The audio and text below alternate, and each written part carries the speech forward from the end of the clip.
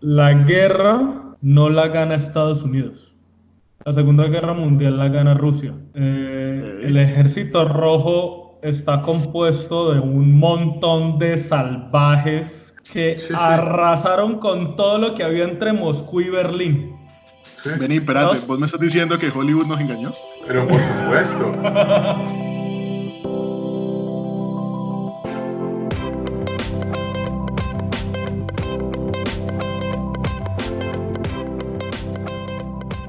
Hola, hola. Esto es Charladito Podcast, un podcast sin corrección política y con un poquito de límite de tiempo. Estamos en un ciclo de ciencia. Empezamos hablando del espacio exterior, de los viajes a la luna, de la posible existencia de ovnis.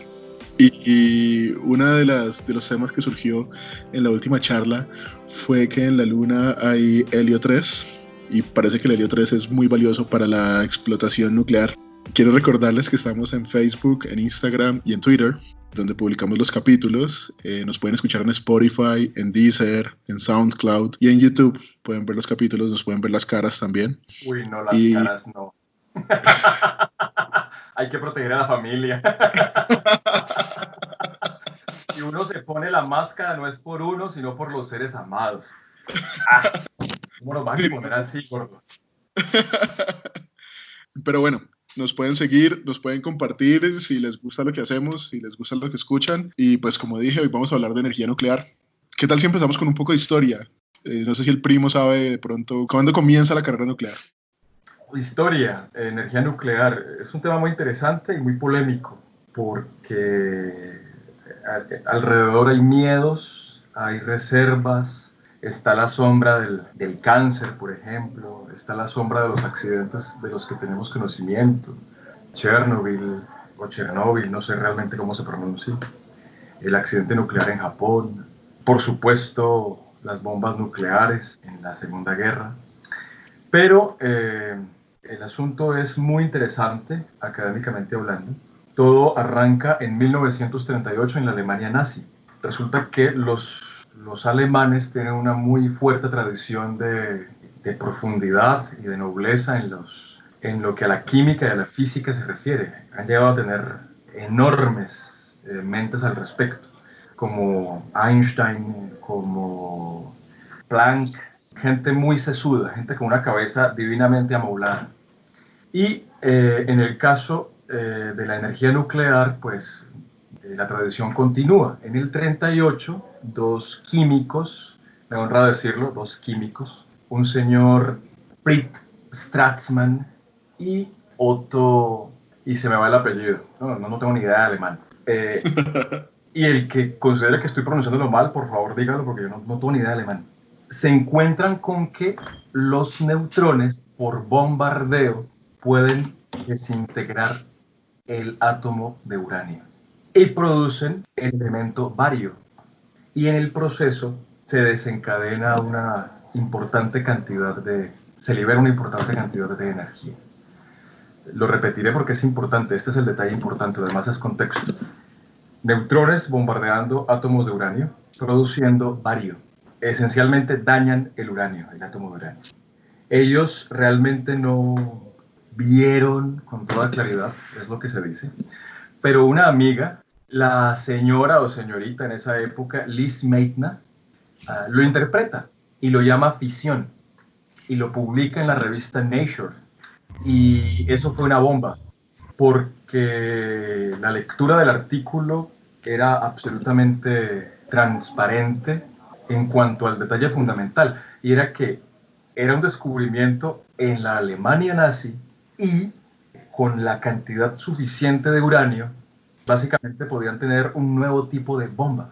La importancia del descubrimiento fue tal que un físico húngaro fue a visitar a Albert Einstein. Se dice que Einstein estaba en una casa de descanso en Long Island, en los Estados Unidos, y fue a verlo, así como cuando uno va a ver a un amigo, pero no para visitarlo porque sí, sino para darle una noticia alarmante. Y lo convence de firmar una carta para el presidente Roosevelt, diciéndole sin ningún tipo de maquillaje que había una situación alarmante, una situación peligrosa, y que era la posibilidad de que la Alemania nazi se hiciera a una bomba de un nuevo tipo que, colocada en un puerto, bien podría destruir el puerto y todos sus alrededores. Roosevelt no engavetó la carta. Se dice que para él fue algo horroroso, horrorizante, y no le dio largas al asunto. Y entonces, sin advertencia sobre el mismo Congreso de los Estados Unidos, abre un programa, un proyecto, que es lo que hoy la gente suele conocer como el Proyecto Manhattan. Inicialmente con un presupuesto de unos $100,000 y una docena de hombres, pero considerando que la Alemania nazi tendría unos 18 meses de ventaja en investigación al respecto, pues el asunto termina expandiéndose a unos 28 millardos de dólares y unas 600,000 personas construyeron pequeñas, entre comillas, ciudades en distintas partes de los Estados Unidos en cuestión de meses, dedicadas exclusivamente a la investigación. Presupuesto completamente abierto, entre comillas, ilimitado, y algunas de las mejores mentes de la época. El asunto se convirtió en una competencia por cerebros y una competencia por uranio entre Alemania y los Estados Unidos. Visto de lejos es un asunto muy interesante.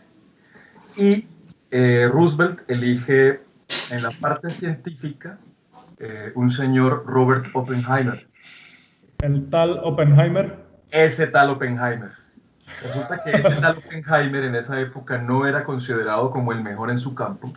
De hecho, en el proyecto a esas alturas ya había premios Nobel para las etapas iniciales del proyecto, trabajando. Pero es elegido Oppenheimer porque pues precisamente no era el tipo de científico que ya había recorrido el camino, por así decirlo, que ya había hecho descubrimientos, que ya tenía un premio Nobel, etc. Así que uno podría suponer que lo eligieron porque lo pensaron como un tipo que todavía tenía hambre. Entonces lo pusieron en esta tarea. Y este es el principio de la carrera nuclear, esencialmente. Una pregunta ahí. O sea, el bombardear un núcleo de un átomo debe ser una locura, ¿no? Porque en algún momento, no recuerdo quién fue el científico que básicamente descubrió que la mayor parte de un átomo es espacio vacío. Rutherford. Eso, Rutherford.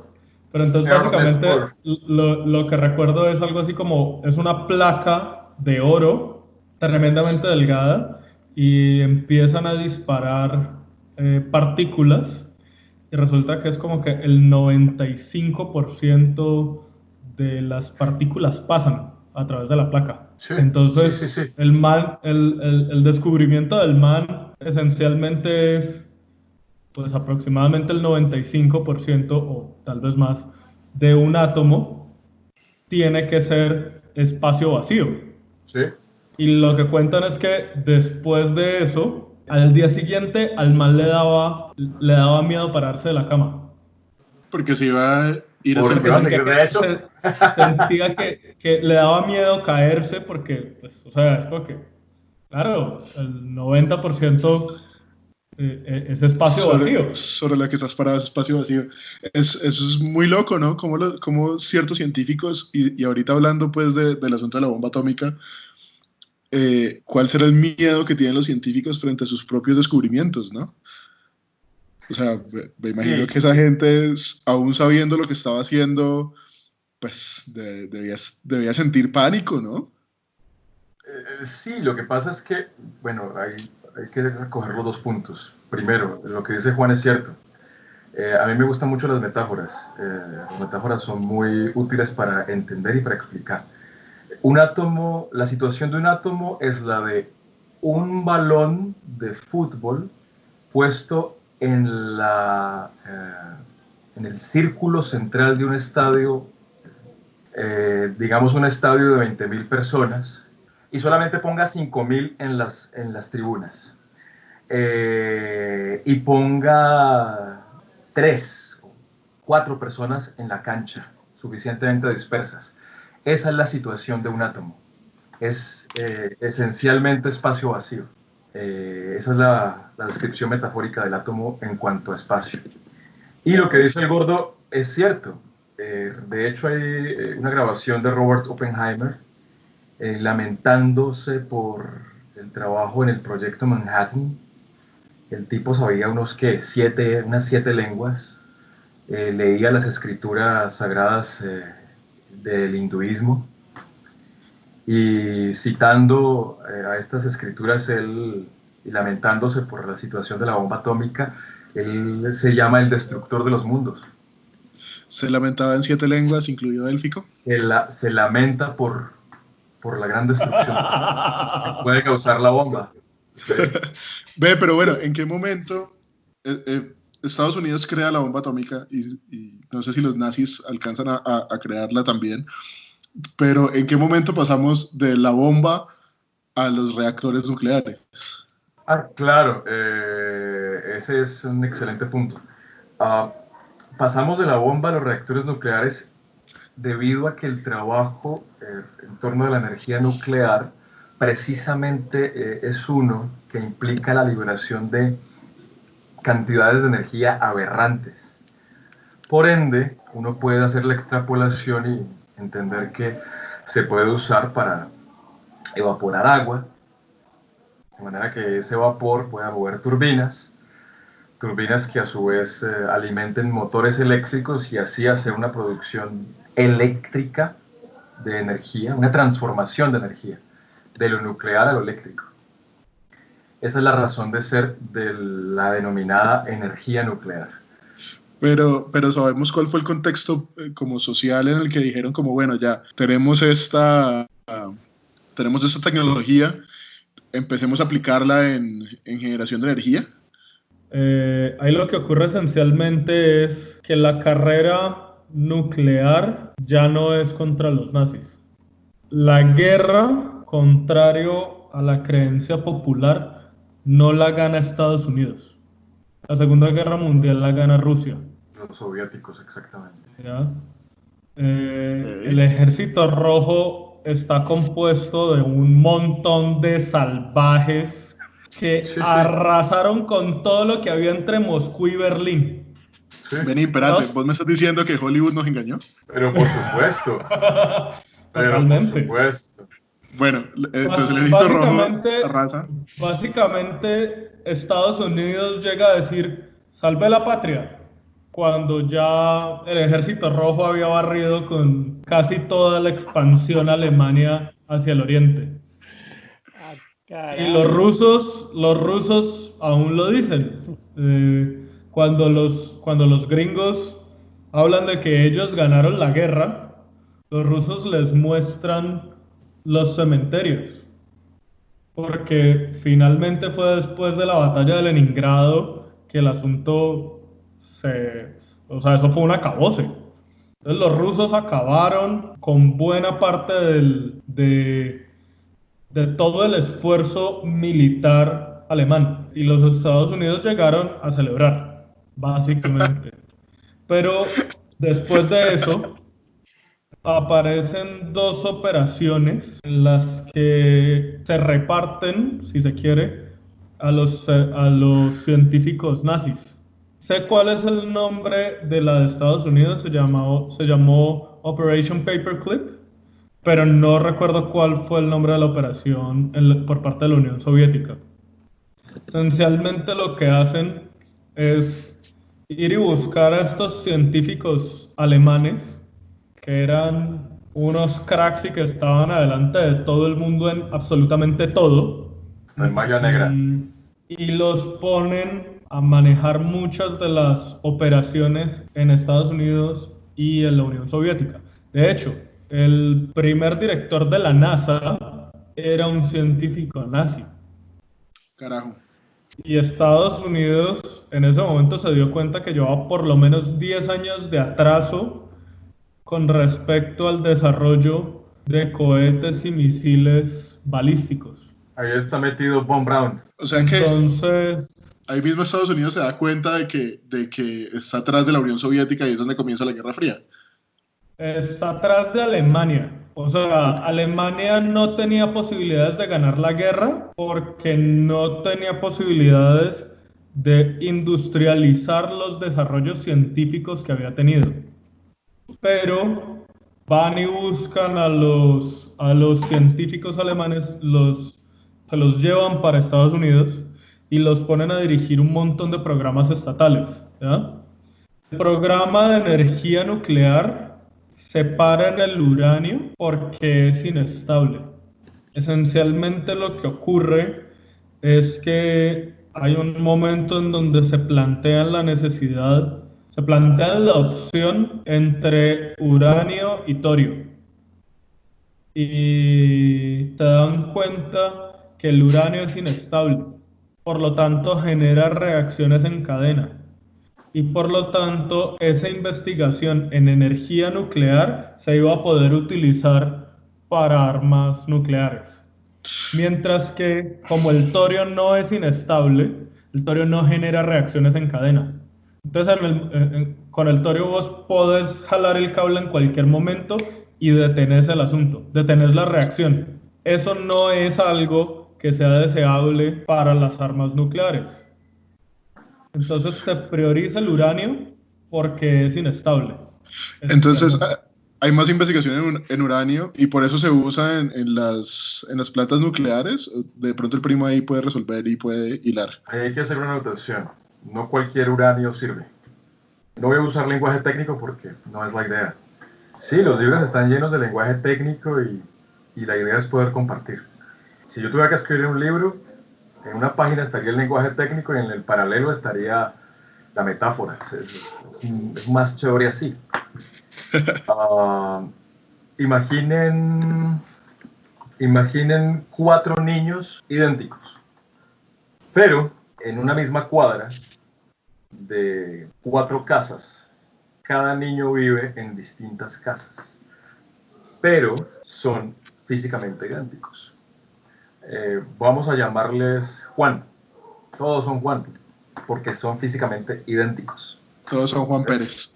Solamente que cada uno vive en una casa distinta de estas 4 casas de la cuadra.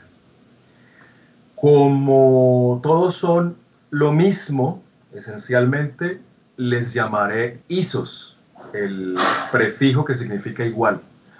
Pero como cada quien tiene una ubicación distinta en el terreno, usaré el sufijo topos.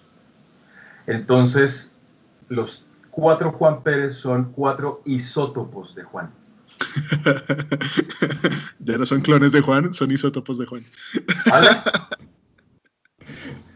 Esa es una buena metáfora para explicar lo que es un isótopo. Lo mismo pasa con los elementos químicos. Resulta que la huella digital de un elemento, o mejor, el número de cédula, si se quiere, es el código genético, si lo quieren pensar, está en el núcleo del átomo. Es un número de protones. Esa es la identificación del átomo. Eso es lo que hace al oxígeno oxígeno, al bario bario, al hidrógeno hidrógeno, etc. A eso se le llama número Z. Esa es la cédula de ciudadanía, si se quiere. Pero, como lo dijimos en un capítulo anterior, en el núcleo también hay neutrones, en general. Esa cantidad es variable. Un mismo elemento tiene un único Z. Eso es lo que lo hace elemento. Pero puede tener distintas cantidades de neutrones. Así que serán distintas, valga la redundancia, variedades de ese elemento. Entonces, variando la metáfora, como todos tienen la misma cantidad de protones, todos son Pérez. Pero si la cantidad de neutrones de átomo en átomo varía, entonces uno es Alberto Pérez, el otro es Juan Pérez, el otro es Rodrigo Pérez y así sucesivamente, pero todos son Pérez. Con el uranio pasa lo mismo, él tiene distintos isótopos naturales, pero solamente el uranio 235 es fisible, es decir, se puede usar para la fisión. Por eso el tema del uranio es muy especial. ¿Qué significa ese 235? Ese 235 es lo que en química conocemos como el número de masa, es decir, un indicador de la masa del núcleo. Me dice que en el núcleo hay 235 partículas en total. Una parte, los protones del uranio, el Pérez, y otra parte, el número de neutrones. Solo el uranio 235 es fisible entre los isótopos naturales del uranio. Digo naturales porque en el laboratorio un equipo de investigadores se podría sacar un isótopo artificial de algún elemento. Y eso aparece reportado como sí, existe, pero tiene un tiempo de vida de tantos, yo qué sé, microsegundos. ¿Sí? Como el tecnicio. Cosas así, esos elementos ¿Qué es el tecnicio? El tecnicio es el único elemento que es creado en un laboratorio y que no se encuentra en la naturaleza. Por eso el tecno. Y Ok. esos elementos aparecen así en la tabla periódica, esos elementos de nombres no comunes, nombres no naturales, por así decirlo, nombres extraños que parecen fabricados, pues corresponden a esos elementos de laboratorio. Son Ajá. elementos sintetizados en el laboratorio y, por supuesto, en general acompañados de premios Nobel, porque si vos sintetizás un elemento o descubrís un elemento, ya, cántelo, premio Nobel. ¿Sí? Sí, es simple. Pero, por ejemplo, el tecnicio decae inmediatamente. Por eso, es inestable. Es inestable, entonces decae inmediatamente. Esas No, son, no puede permanecer en esa forma. Pero entonces me imagino que lo único que hacen, sin intentar demeritar el asunto, porque ya vimos que es difícil, lo único que hacen es dispararle protones a ese núcleo para volverlo otro elemento. esa es una opción. La otra opción es que no sea estable y él solito se degrada. No. Quiero decir, si yo quiero crear un nuevo elemento, lo que tengo que hacer es aumentarle la cantidad de protones en el núcleo, ¿no? O romper el núcleo para crear núcleos más pequeños. Exacto. Exactamente, Fusionarlo para que núcleos más pequeños. es el caso del uranio. ¿Sí? Ok. Lo Bueno, ¿y fisionan cuál y es el cuento con el 237? Porque es que todo el mundo genera habla de varios. enriquecer uranio y todas estas vainas. Sí, claro, eso ya es otra historia. El uranio 235 es el chico especial, es el chico guapo. A ese buscan las chicas. ¿Sí? Él es el único isótopo natural del uranio que es fisible, que es fisionable, que es rompible. Ahora, el enriquecimiento es otra cosa. Resulta que hay un concepto que es el concepto de masa crítica. Es decir, no cualquier cantidad de uranio me sirve para detonar una superbomba. Por eso hay que enriquecer la cantidad de uranio. Por eso se habla de enriquecimiento de uranio y uno escucha en las noticias cosas como fueron capturados fulanito y sultanito porque llevaban uranio, y se sospecha que pueda ser uranio enriquecido o para enriquecimiento de uranio. Resulta que hay una masa que es la masa crítica. Antes de esa masa, llórelo. Usted no va a poder ser terrorista. Antes de esa masa, llórelo. ¿Sí? No se va a poder graduar de terrorista.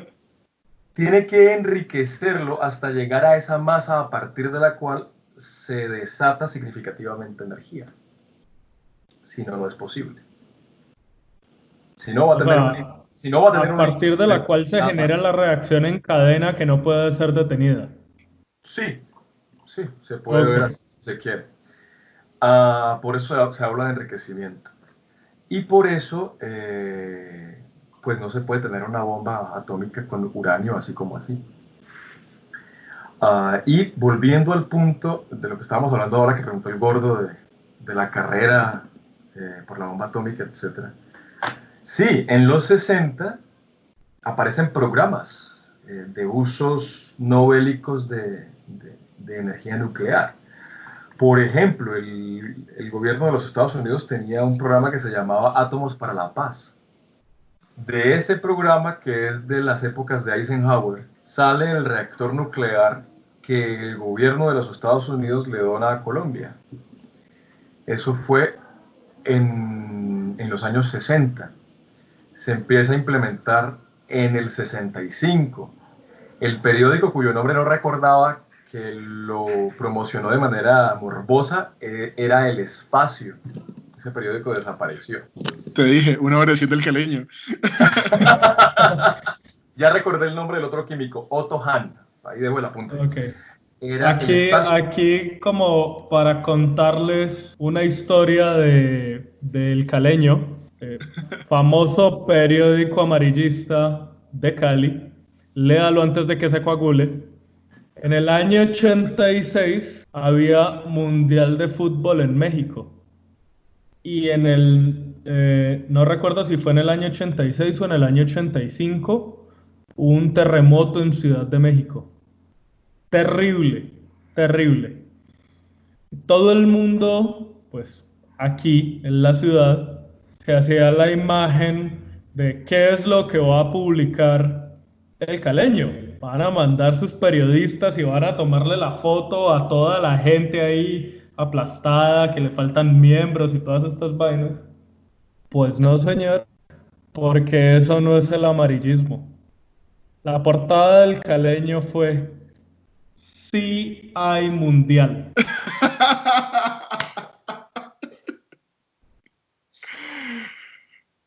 O sea, el titular más inapropiado posible siempre lo encontraban. Exactamente. Claro. Pero bueno, para redondear, entonces en el 65 se instala y se empieza a usar este reactor nuclear. Era el gobierno carajo, ¿por qué se me va el nombre del presidente? Seguid contando y yo busco el dato. Fue en el 65, venido de este programa Átomos para la Paz, de las épocas de Eisenhower. Eisenhower murió en el 69, por cierto. Y es un reactor actualmente que cuenta como, o que aparece como del Servicio Geológico Colombiano. No es como lo promocionó El Espacio en aquella época: llega a Bogotá una bomba atómica. No es así. Es un reactor para fines de investigación y es un aparato muy seguro. No hay que temer. Sus fines son meramente investigativos. Nada de que va a reventar y va a sumir a Bogotá en una catástrofe. No, esos miedos son miedos infundados. Pero seguramente Bogotá va a terminar en alguna catástrofe nuclear. O alguien debería escribir al respecto. Hay que hacer ciertas anotaciones que me importan mucho frente a la energía nuclear, por ejemplo. Uno de los temores es la radiación, y es un temor válido, pero no hay que sobredimensionarlo. Te propongo algo, primo. ¿Qué tal si nos contás de esas puntualidades en el próximo episodio? Vale. De una. Esto es Charladito Podcast. Estamos en Twitter e Instagram como @charladitop. Nos pueden escuchar en Spotify, nos pueden escuchar en Deezer y nos pueden seguir y suscribirse en YouTube para que no se pierdan de estos datos interesantes.